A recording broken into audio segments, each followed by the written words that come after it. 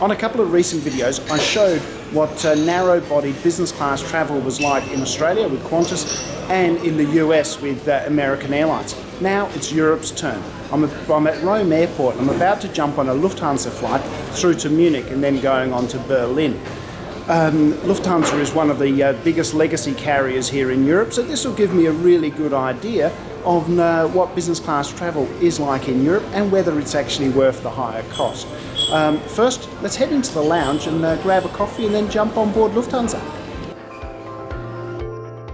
Lufthansa uses the Star Alliance lounge in Rome. It's nice and bright and has good food and coffee. And enough space if you need to get some work done. Stick around at the end of the video to see what the Lufthansa lounges are like at Munich Airport.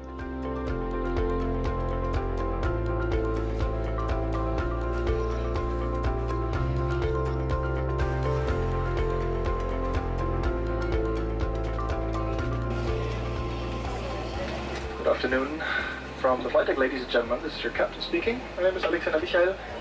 On behalf of the entire crew, welcome aboard this Airbus A320 on our service to Munich.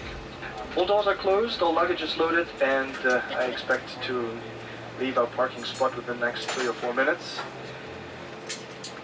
On our way towards Munich, we'll depart on runway 25 here in Rome, which means we're getting everyone in westerly direction. After takeoff, we'll make a right turn to the north, and then we'll proceed, on a straight line via Bologna towards Verona, and then over Austria, over Innsbruck, towards southern Germany. Expect a smooth flight with an on-time arrival in Munich. You may also look forward to fair weather conditions. It's not as hot as here, but still nice and fair with sunshine and a few clouds. So make yourselves comfortable, enjoy the flight with us, and thank you very much for your attention.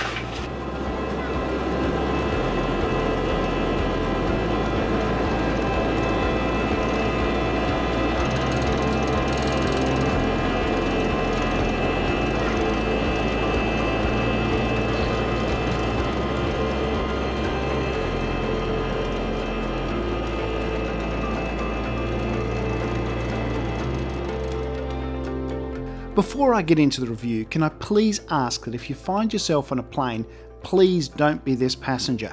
Whether you have your shoes on or not, nobody behind you wants to see your feet. It's just not nice.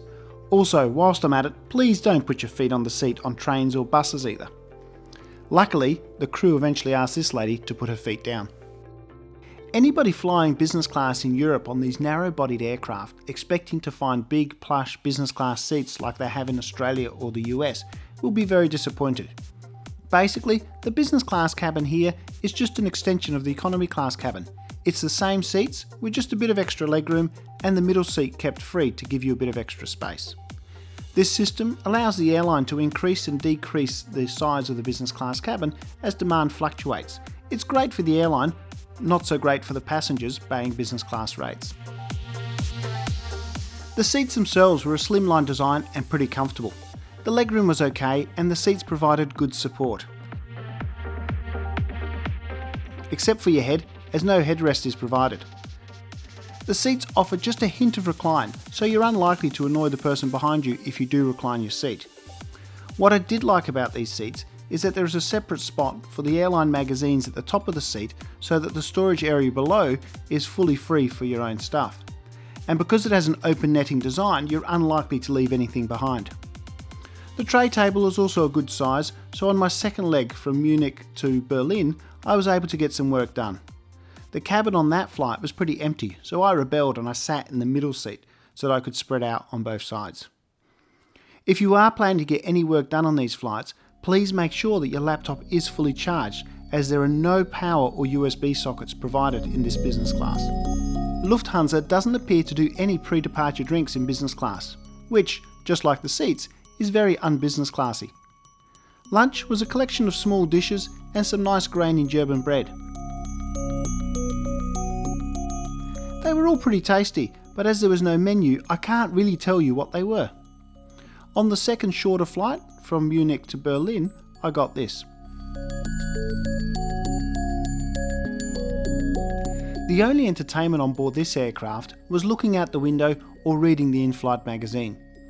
In that magazine, in his intro, the Lufthansa CEO, proudly boasted that the entire Lufthansa A320 fleet was now Wi-Fi enabled.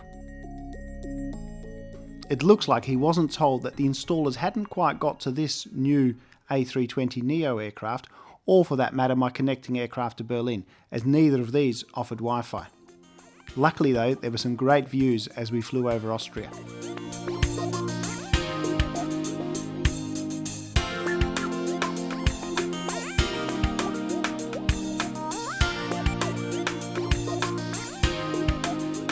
There were also some nice views of the Bavarian countryside as we came into land in Munich.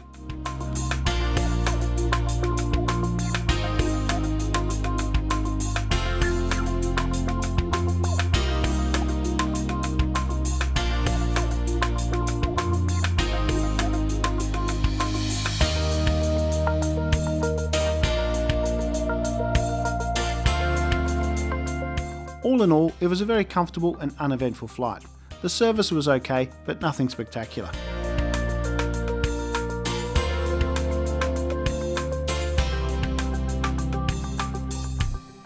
As I was travelling to Berlin for a conference and flew back to Rome via the same route a few days later, I got to spend some time in a couple of the Lufthansa lounges at Munich airport.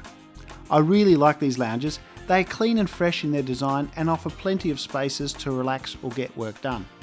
The food too was really good, with German favourites on offer including apple strudel, grainy breads and of course beer.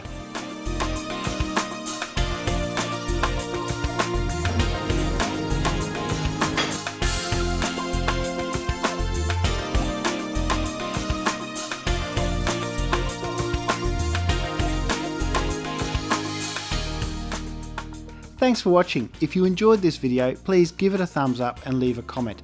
Also, if you haven't done so, please remember to check out my channel and subscribe, because you'll find a whole lot more reviews and more on the way.